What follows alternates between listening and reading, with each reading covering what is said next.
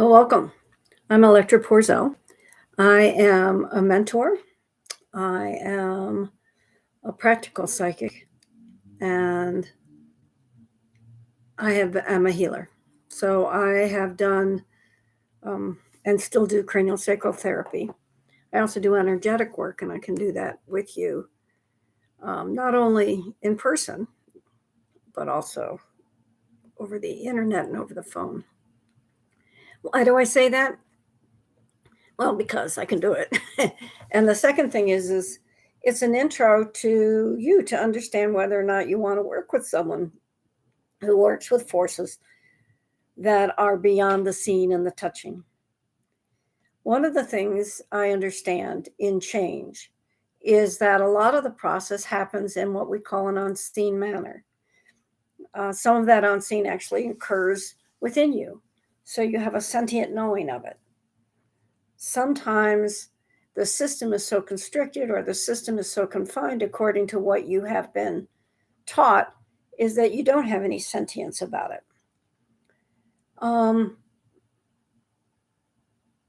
So let's take a look. Today, last week I talked to you about intention and attention. And today I really want to talk to you about the process of leaving this historic mind, the historic way of looking things behind. And that is often, for most people, the hardest one. Some of it is because it's so unconscious. Your historic habits have been you. You go like, well, it's just me. And that's true. It is how you have historically come to stuff. So how did you develop as your historic personality? Well, in some cases, it's what you were born with. Some kids are born really hyper, some kids are cool, laid back, just as a force of their own nature. Some people are out there and some people are more quiet. But there's the rest of it is taught to you. So by the age of between the age of 2 and 3, a child is socialized into the society that they were born into. So they are taught that what they within is what is. Everything that you know is somebody else's thoughts that were put in your head. You have experienced things, you have lived things, and you have been taught things from your church, from your family, from your society, from things that you pay attention to. And all of it is past stuff. Nothing can describe for you what is possible for the future for you because it hasn't yet appeared. The only person that can define that is you, but it isn't defined in the normal way. Like I think most people might use intentions or prayer. When you were a little kid, you might have said, now I lay me down to sleep, prayer, and then you would, if you were like me, you always added what you wanted at the end. What we have as adults is not that process. What we have is we hope, we imagine, we wish we couldn't do that. Most of the time, we spend a lot of judgment and shame on that we keep repeating the habits that we don't want to have. We stay in the job we don't want to have. We stay in relationships that we don't want to have. And yet we don't get out of them. Well, we don't get out of them because there really isn't any other options in our head. And it's very hard to get out of habit. If something is in a closed neural pathway in your brain, then you are in reaction, in the movement, in the thought, in the speaking before you even know it. It's seconds. It's like less than a second. So how do you get out of historic ways of thinking, historic ways of acting, historic ways of being that you don't like? Part of you is saying, this isn't everything. My life has to be more than this. But how do I do it? Because before I know it, I'm saying the same stupid thing or doing the same stupid thing that I've always done. And one of the ways, there's a couple tools, but when I work with you, one of the things is we talk about what your intention is. How do you want your life to be? What is your image of the perfect life or the life that you crave?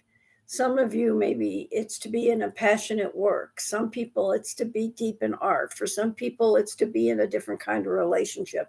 There's all sorts of options out there, but we don't know what it's going to exactly be like or do like, and we don't know the transition process. So and I've listened to enough people and read enough advice that basically we know that we should kind of de-stress ourselves. We know these are people I shouldn't be around, or these are my pitfalls in relationship. But what we don't know is how to specifically change and shift. My suggestion is this, that you write the creation exercises from the language of creation.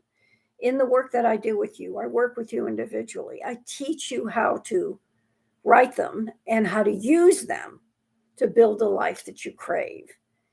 One of the things that happens when you write a creation exercise, because it's built on the golden mean, it is part of this Earth's creative process. So you're going to have 12 life-enhancing phrases about something you crave. So even if you crave, let's say, a red convertible, you're going to have 12 phrases that describe what craving a red convertible really is for you. And it may be that, wow, it's going to let me have fun with my friends. It's going to take me interesting places. Whatever those phrases are, that begins to be your judgment points and your checking points on how near am I to getting my red convertible.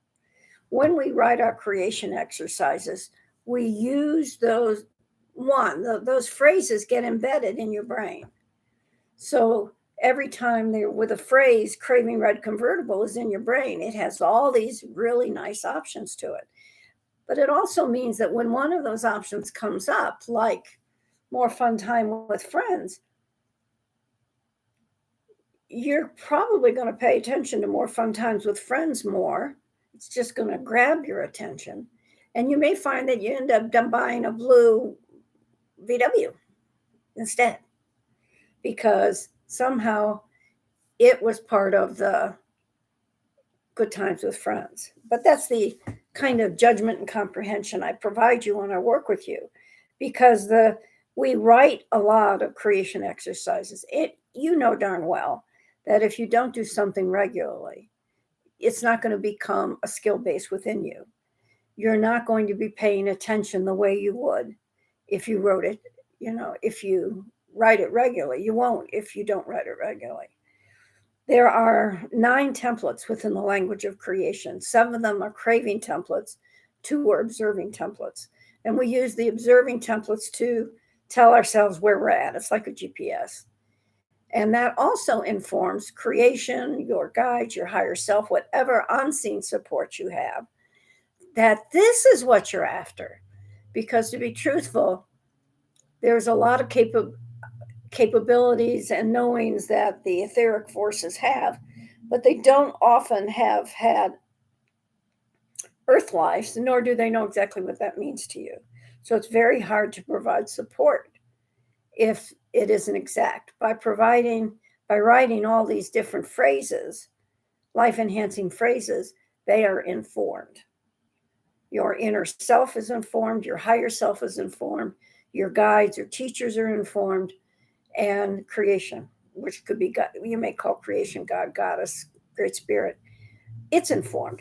So all of a sudden, everything around you that has interfaces with you and supports you and has your back, all of a sudden knows that it isn't just a red convertible. It's good times with friends. It's getting out and seeing the world, whatever those phrases are, that they would bring to you and bring up in your world, so that you start getting everything you want. And maybe it is a red convertible and maybe it's not, but you'll have everything you want. So most of us believe that we came here for a reason, not just to populate the earth and have children and bring in a new generation, but to provide something. My belief is that everybody comes with gifts to give the world, and they're all different. And in that way, we are both unique and essential to this earth. Every person is. And my goal would to support you in your unique gifts and your essential ways so that you can provide what you came here to provide, that you can live the life that you crave to live here. Because this is a beautiful planet. It's rich with natural life. It's a magnificent place. And when we become caretakers of it, when we become caretakers of our own lives, instead of living a programmed life, which many of us fall into because we're programmed to, then it becomes richer and it becomes very sentient to you. So if you're interested in working with me, you can contact me at electra@electraporzel.com. If you're interested in learning about the templates, you can go to the Language of Consciousness Institute, which is www.loc-institute.com, and look at our guidebooks there in the store. Most importantly, I want you to know that you are not stuck in your historic mind, in your historic ways of being or acting. That it is impossible. It is possible to live the life that you crave. And I'll support you in that as an individual mentor and coach. And healer. And I will teach you how to make good use of everything that the Institute, Language of Consciousness Institute offers, as well as what the creation exercises, how they can support you in the process of becoming. The process of becoming is not smooth. It has many unexpected turns, but then, of course, it's the future and you don't know it. I've been through a lot of it, and I can walk by your side. So that's why I use the phraseology for you, with you, by you. For you, I teach you, and I heal you. I do energetic healing on you. I teach you stuff. I guide you. When I'm with you, I'm providing that feedback as you get more and more proficient. You may come to a new crossroads, and I'll give you guidance as to why certain experiences are occurring and how to move through them in a way that keeps you on your path. And then in the end, it's for you, with you, by you, and by your side, walking with you as you do the work in the world and you enjoy and live and love this life. Take good care and have a good day.